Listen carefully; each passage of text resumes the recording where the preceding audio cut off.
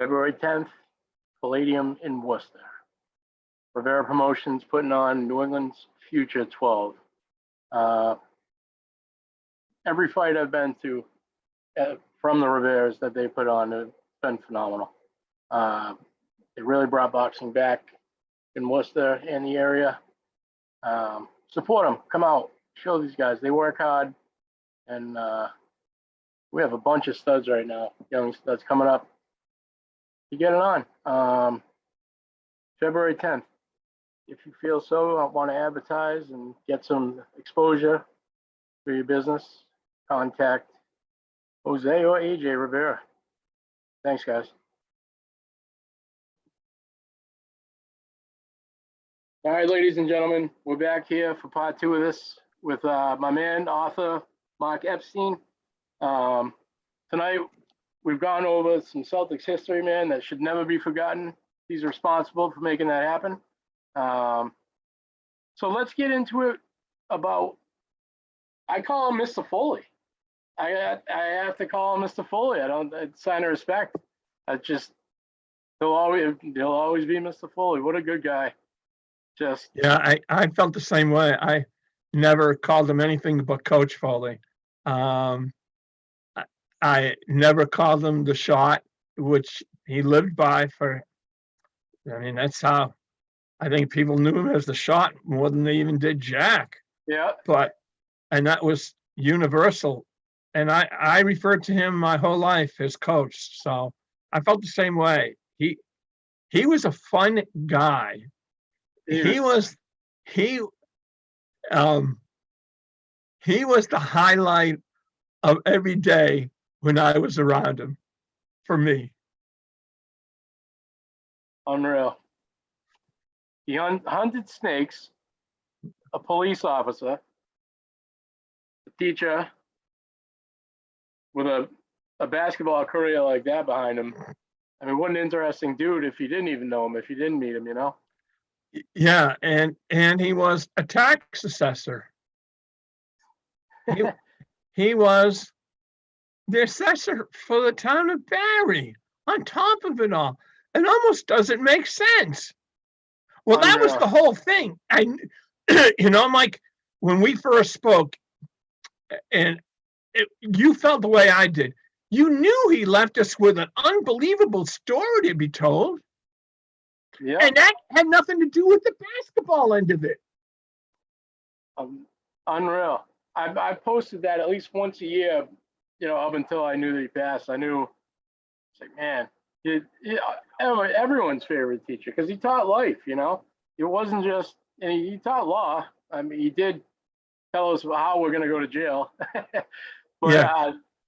Man, he was different than all the rest. He was different, and he was fun different. Yeah. People get paranoid when they hear the different word. Yeah. No, that's what made him special. When we hung out with him, we knew we were in a unique setting. At least that's how I always looked at it, Mike. Unreal. His humor was, he taught with his humor pretty much, Yeah, he was really funny. He would give me, we became such great friends. I was thinking today before this, he was more of a big brother than he was my coach. We were closer off the court than we were on it. And I think I actually write that in the book, because it's really true. Yeah, it makes sense. He couldn't play favorites. Everyone had to think they were his favorite, or he had he knew how to play a certain role, but away from it all, we were just like, and I'm sure he did that with other players that he coached over the years. I can't imagine. I know Donnie Henderson feels the same way. We've talked about it a lot in the last few months. I was at trade with him. Nancy Mayer and the girls, Anne Marie Reed, they told me they didn't have the same personal relationship with him off the court that the guys did. That makes sense, though. You have to be a little careful with that. Yeah. But yeah, me and Donnie and Louis Graham was close to him. He took a real liking to Louis, no question, and everyone. I never heard anyone say a bad word about him playing for the guy. I was thinking about that writing the book, to have like a negative something. No one did. It's true. It's like we all knew we had the perfect storm. Oh, yeah. We could have fun. When I was there, we weren't very good, his early years. And, I think it was hard for him because he never lost until he started coaching a trade. Yeah. To be very honest with you. And then after I left, that's when they got really good. And I knew they would be. And he had a lot of success after that. But his first 2 seasons, were his first 2 years coaching, we weren't very good. I think my first year we won 1 game, and the next year we won 5. And the 2 years I played on the JVs before that, we stunk then too. And so he had to get used to losing, and that was hard for him. Yeah, South wasn't very good in my years when he was there either. It was only, they didn't have the numbers of kids that they have now. He had a team one year, I think by week 4 or something like that, he was down to 5 people even, like 5 players total. So but he made it through. So, yeah, no, he loved still connecting with the game. As busy as he was, and as much as he had going on in his life, and we haven't even talked about his 5 adopted children. And that's the thing, for people that, I keep saying it's not just a basketball story. I mean, when this book was first read by a couple of sports writers before I published it to see what their thoughts were, they were blown away, Mike. They were blown away. They said, why are you even concerned? This is a movie, Mark. Who is this guy? And I'm like, so you feel the same way, even though you didn't know who he was? They're going, are you kidding me? This is, who has a story like that? It's absurd. And then you throw in Togo, whose basketball career is legendary, and then you throw in the nature and the Barry and the education part and the Alaska part. Who spends 14 summers in Alaska driving in a van, sitting on the same rock all day, taking wildlife photos for 6 weeks? I don't know anyone. No, absolutely not. And when you think about that, okay, that last part, okay, and that's probably the part that gave him the most happiness in his life. Oh, yeah. Yep.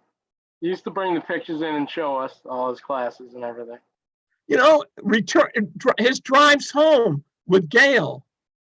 She tells me a lot of stories on their way. He was so excited, and he just couldn't wait to go back the next year.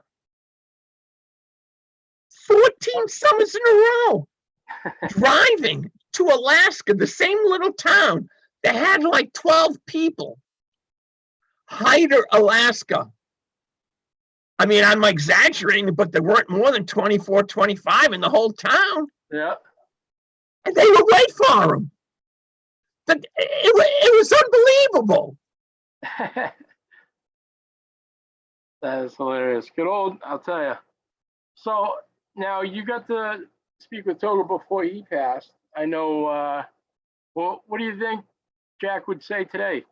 Oh, yeah. I was waiting for you to say that. I was hoping someone would ask me that. Jack Foley, he's a humble guy. He was pretty humble. No brag. No brag. No brag. I never heard him brag. You know, when I think of how nothing I did in my athletic career, and I hear and I know what this guy accomplished, and I never had him say a word. When I talk a little bit about the years at Crompton or the teams we had at Worcester State, I'm like ashamed of myself. I'm like, who cares? Look at what Jack did. He became a national phenom and walked away. Yeah. He was Stephen Curry before Stephen and walked away. He wasn't just a great player at Holy Cross. He was the shot. Yep. And his own entity. He was the first great, pure, long-range shooter in the history of the sport. And Unreal. the game wasn't ready for that then. That's not how they played. He was so far ahead of his time. Yep. Beck wasn't going to. Togo used to tell me, Red should have let him start in the backcourt and just bomb away. Red wasn't going to do that when he had that dynasty run and break up the chemistry of Sam Jones and Havlicek and how they played and ran the court and played that tough defense and fast break. That wasn't Jack. Jack needed the ball in his hands all the time. He needed the ball in his hands all the time. The offense had to run through him. Arbeck was not going to change their offense and design it for Jack the Shot Foley. Right. What would he say? He would say this. He would look at me. Wouldn't say anything, have a smile on his face, and say, "Come on, let's go have a couple beers." He didn't drink anymore, though. He stopped drinking long before, about the time he started dating Gail, his second wife. He'd look at me and say something like, "You're a real pisser." He would never thank me. He would never come up and say thank you. But I wouldn't want him to. He would just look at me from the corner of his eye and walk away saying to himself, "Thanks, Mark. Thanks. Yep. Thanks for keeping my legacy alive. You did right by me." That's what he would say. But he would say it to himself. Right. Yep, I agree. Because he wasn't the type that would put his arm around your shoulder and tell you how wonderful you were. Right. He was kind of, he was kind of a little bit tough love, and that's why we all liked him, I think, a little bit. Yeah, he would just, in his heart, feel at peace that people wouldn't forget him. Right. I was going to say, the only time I ever heard him brag about himself is the story about UConn. That he was so proud of that. How could you not be? You know what I mean? Yeah, right. I mean, they made him mad. Yeah. No, and they did. And he had the right coach his senior year, Frank Offering Sr., who was a great player himself when they won the national championship in '47 and took over for Roy Lenig for Jack's last year. And he opened up the court for Jack and let him go crazy. And he did. You say he shot the ball all the time. Okay, his senior year. You know what his field goal percentage was? Averaged 34 points a game. You know what his field goal percentage was? 56%. How many bad shots can you take if you're shooting 56% and leading the country in scoring? Right. Crazy. You know, I mean, seriously. And you winning. Someone asked me, compare him to Maravich. And you know, and that's because, unfortunately, Jack just wasn't on TV enough for people to remember him a whole lot. And I always say this, it's a backhanded compliment. I say, Pete could definitely handle the ball better. No doubt. He had a string attached to the ball. He had a much better handle than Jack. But you know what Jack did that Pete didn't do? Win. Win. Everywhere and every year. Flat out win. And that's the difference. Pete put up numbers in a losing cause and was an incredible showman. Jack was an incredible shooter and won. That's how I answer that. I feel the same. And he could drain threes till the very end, I bet.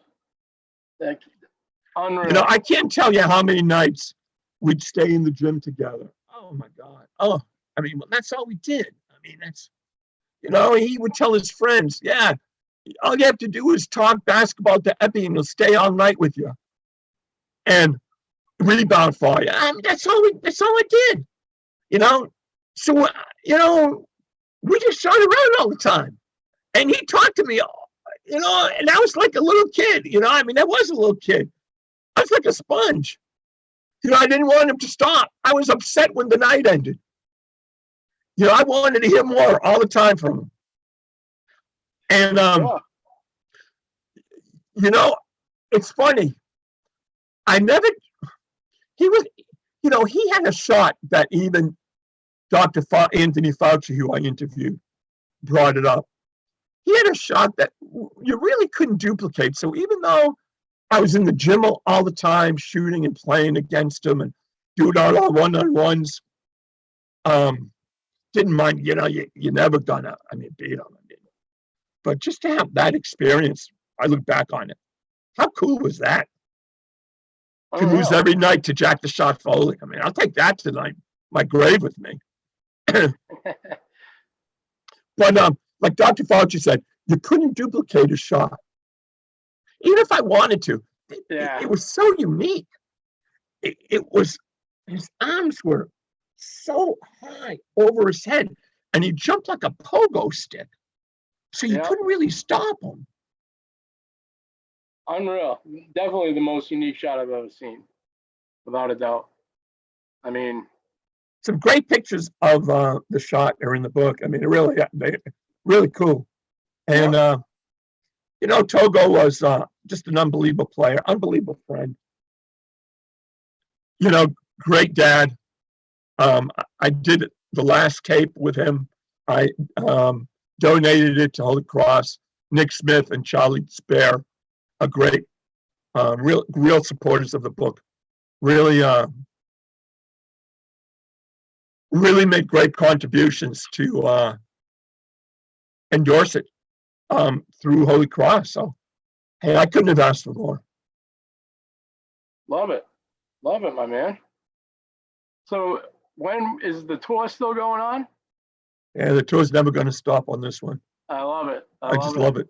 I love it too. Yeah, I hope people in Worcester will tell their friends, tell their family members, share it.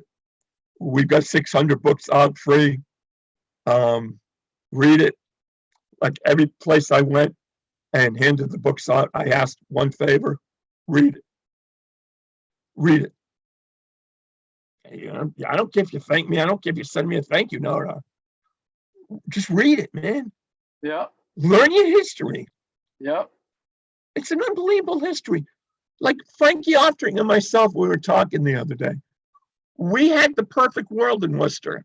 It was the perfect place to grow up. The neighborhoods, the communities, the leaders, the mentors, the guidance, the playgrounds, the high schools, the colleges.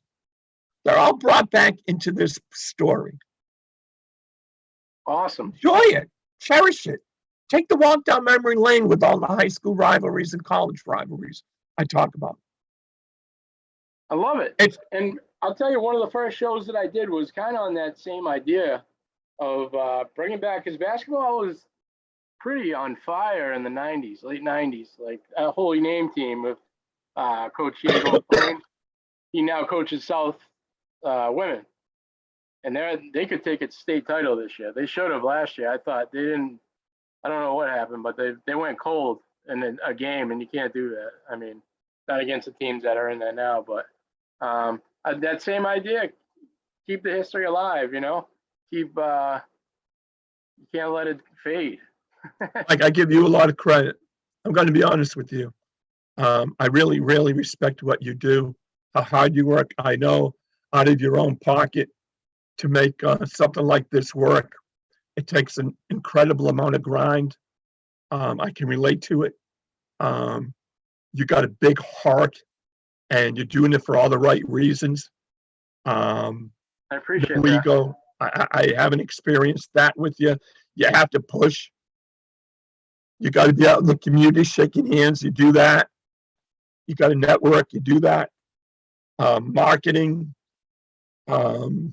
It's thankless at times. People don't understand. I had a couple of people think I'm becoming wealthy off of this book. That's just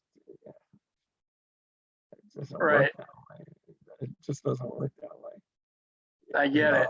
I get that 100% because yeah, it just doesn't work that way. One book's selling a book for $18. I had to sell literally thousands and thousands to have it make an impact. I make a few bucks, sure, I hope, at the end, but it's not going to change my lifestyle, that's for sure.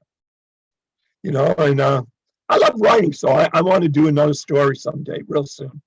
I want to do at least 3. And I just, my third one though, Mike, you understand it, because you really get the Worcester community and what you do for the South Colonels. For me to sell and make it work, I need a little bit bigger audience. And, and it's hard to go back to the same people all the time and expect them to still support you. So you got to balance it. It's true. I'll tell you one thing. It's a small market, but I got to the point. I'm not a good writer, or I don't. My thoughts aren't right if my heart's not into it. It's like automatic. It's a switch with South High. Because I went there. Like I said, Maureen Benenda, the rap she gets around here is unbelievable. Worcester made a big mistake, I think. I'm sure. Yeah, I've gotten, as we talk, I adore her. Yeah, they screwed up big time. Yep. They screwed up big time. Very sad. No question. Yeah. It's all political. She knows why the change was made. I don't even live up there, and I figured it out on my own. Yeah. And that's just the world we live in, though. It's a shame, I'll tell you. She'll thrive wherever she is because she cares about her job and the kids. Always has. Quabog Regional School District out in the Brookfield, West Brookfield, where my granddaughters go. And I spoke with her out there to some 6th graders in their library 2 weeks ago. She was with me, and she spoke at the press conference in Worcester at the Historical Museum a month before that. So we spent some time together. I gotten to know her. She's going to run for mayor. She's an unbelievable candidate. Love it. She's an unbelievable candidate. Yep. And I was telling you about Dr. Fauci and the experience I had interviewing him. I'm not political, so to me he was an easy interview. He was with Jack for 4 years in their same class, at Holy Cross. So why wouldn't he have the privilege of sharing his memories of attending every single home game during 4 years at the auditorium? He has the same rights as everybody else. Right. I'm not going to shut him down because someone doesn't like, something that he said or did or stands for. And I didn't buy into it. Yeah. I don't buy into it. I don't follow it. If they do, great. Right. If they're going to think that's going to influence who I'm going to interview, no, not ever. Not for $18 book. They don't have to buy it. But I will keep politics out. But if someone has something they want to add that'll make the book more enjoyable, more fun because of their memories, I'll give them the opportunity. And that was my attitude. Yep. I dig it. And he did a good job.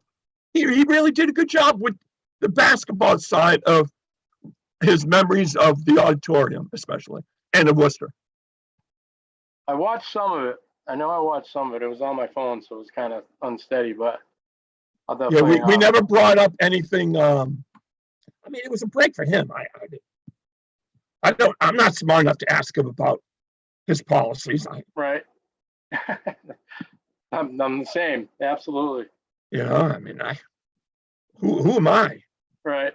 I mean, I'm sure he's doing the best he can with the information he's got, and people don't think so. They have a right to feel that way. But I wasn't going to let it influence me on not talking to him because others felt strongly against his policies. Right. Gotta be fair, I guess, But I think, yeah, I wouldn't get into that discussion.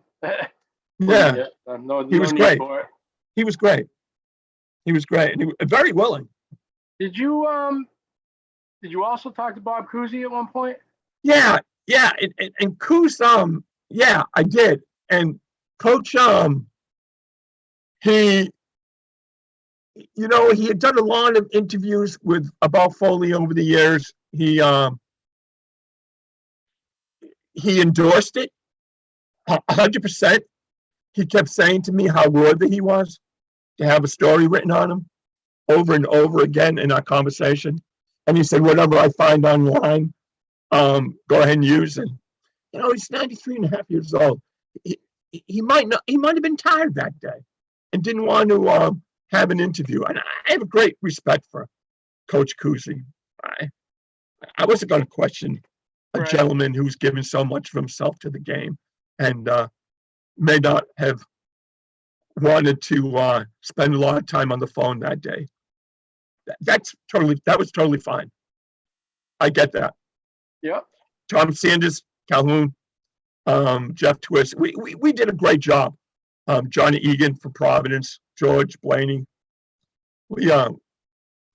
Togo's interviews were unbelievable. That's some star power. And yeah, we had some star power in the book. We really did. Yep. You're right. Phenomenal. Calhoun liked the book so much, he wanted me to, we had serious discussions on his being my next book I was going to write. And when it came down to crunch time, we both pulled back a little bit. And it might not have been the perfect match for either of us. Yeah. But I'm truly honored and humbled. I was one of his top 2 or 3 choices. And it has to be a perfect match both ways. And I don't think it was for either of us. And I know people are going to say, oh, you're kidding me. Well, there's a lot more to it than that. Right. The chemistry has to be right. Yeah, it certainly helps. But give and take chemistry. Yep, phenomenal, man. So listen, they're counting me down here because I'm using the free Zoom. I don't pay for it right now. I'm on, but we got about 5 minutes left. You, anyone you want to thank especially? I mean, you. My wife, Barbara, thank her. Thank Jim McCaffrey. Thank Gail Rainey. Frank Foley. Tim Cooney, my sidekick. George Blaney. Donnie Henderson. Bobby Arenas. Bill Nealon. Barry. Steve Brewer. Senator Brewer. Barry.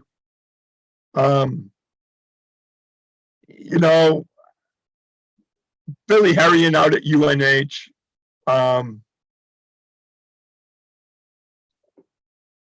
John Connor, Peter O'Connor, George Reedy, Eddie Hippert, Amy Reed, Jim Thompson, former police chief in Barry.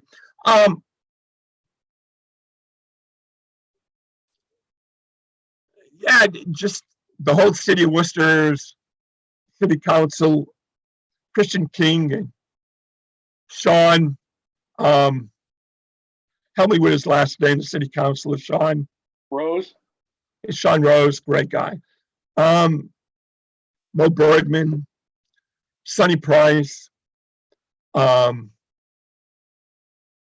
just Cedric Ball, Louis Graham.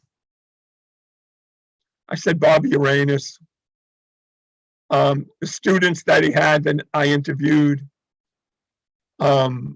Maggie Power, family of the English teacher, Mr. Power, had great memories of the family relationships. Everyone you talk to, Jack was their best friend. The children, Herb, Roy, Lewis, Foley, the 3 Foley boys I interviewed.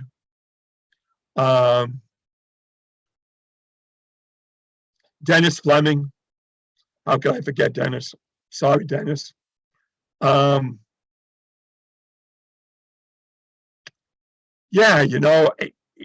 it was a melting pot. Jim McCaffrey again. Dave Shea, Jenny Toland, John DePietro, Hank Stoltz,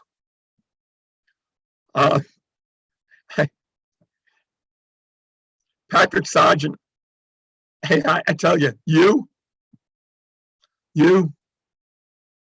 I appreciate it. Mike, tremendous. Shamrock Sports 508. I have unbelievable amount of respect for how hard you all work in the media.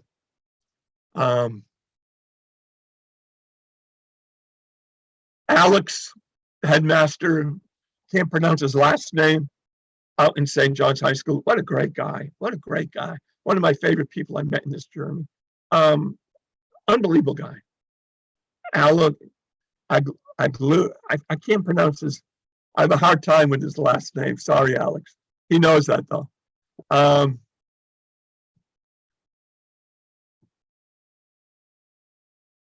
It took a lot of work. The people, William at the Historical Museum, they worked really closely with me. Unbelievable, the staff there. Holy mackerel, to make it work, to get me in there and set it all up, provide unbelievable hospitality that day. And you go out to the Stone Cow and you have another Jack the Shot Foley day. I mean, it's really humbling. Yeah. Coach Foley left us with a great legacy, and everywhere we went, we were welcomed open arms. Everybody that would return phone calls. Johnny Egan died after I interviewed him, coach of the Houston Rockets, played for the Lakers several years. Fell down a flight of stairs a week later after I interviewed him. The publishing company, Jenny Chandler, unbelievable. Elite Authors Publishing out of Charleston. Great. Unbelievable editors. Made me look good. Thank you.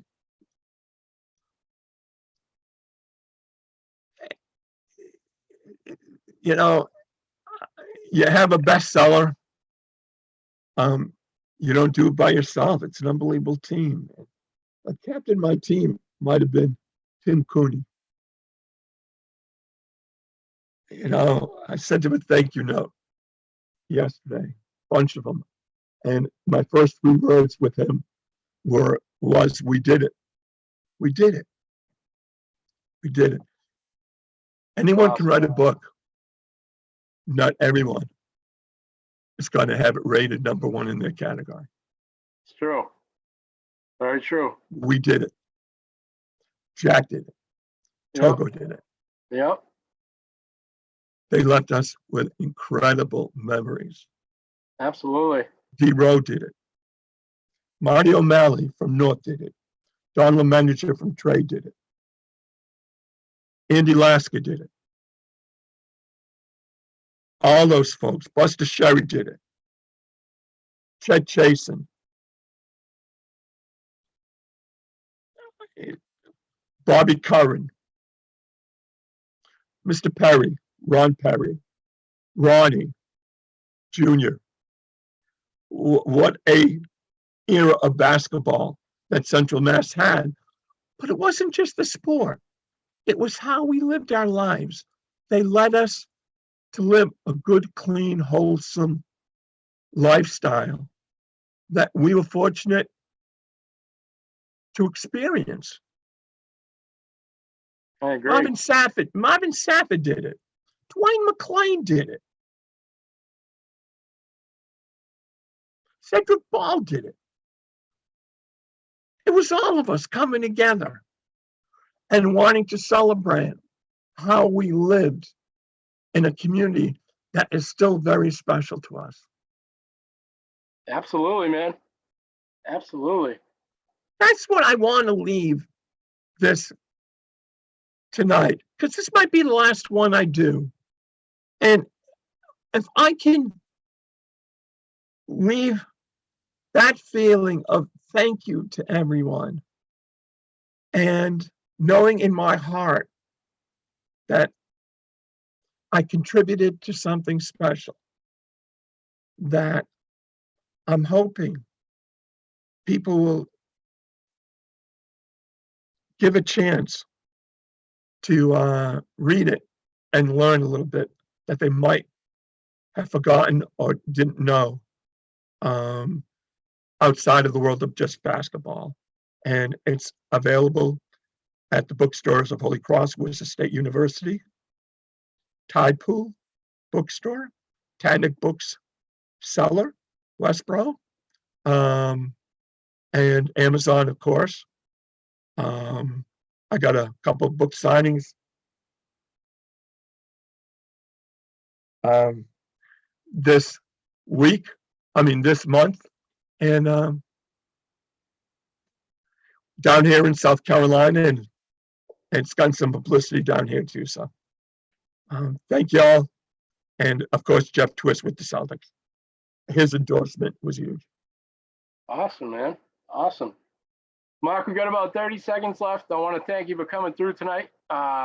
We'll chat again. You never know. I know whatever you got coming next, I'm interested. That's sure. And another guy I haven't mentioned, Robert Vartanian. His contributions over the years are just great. Linda George, Holy Cross. All the people at Assumption. Worcester Tech, Kevin Clark, Kevin Cherry, Malcolm Person. It was a big time family. We had it going. And we don't forget John Murphy. We don't forget Steve Gadea, Danny Trent, and Marty Barnier. And